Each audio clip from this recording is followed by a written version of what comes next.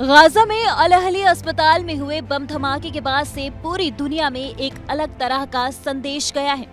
बम धमाके के बाद से वो देश जो फिलिस्तीन का समर्थन करने से कतरा रहे थे, वो भी साथ आने के संकेत दे रहे हैं। धमाके के बाद अरब और मध्य पूर्व के देश एकजुट होते दिख रहे हैं। सबसे पहले इजराइल के खिलाफ ईरान सामने आया था और अस्पताल में बम गिराने के बाद से भी जिसने सबसे पहले सभी मुस्लिम देशों को एक साथ आने की बात कही थी, वो ईरान ही है, जिसका असर अब देखने को भी मिल रहा है।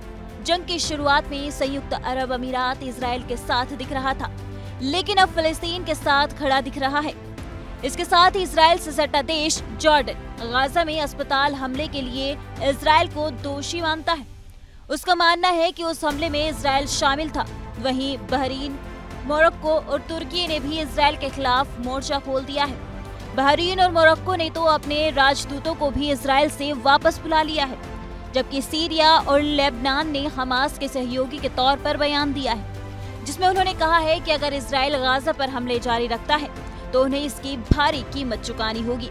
हाल अब ये हो गया है कि सऊदी अरब और संयुक्त अरब अमीरात के रुख में भी बदलाव देखा जा सकता है। जंग की शुरुआत में संयुक्त अरब अमीरात इजराइल के साथ दिख रहा था, लेकिन अब वो इजराइल की आलोचना कर रहा है और सऊदी अरब के साथ अपने मतभेदों को खत्म करते हुए आगे आकर युद्ध में मध्यस्थ की भूमिका निभा रहा है।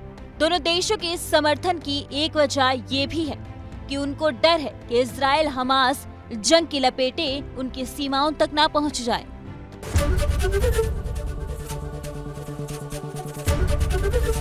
एबीपी गंगा, खबर आपकी, जुबान आपकी।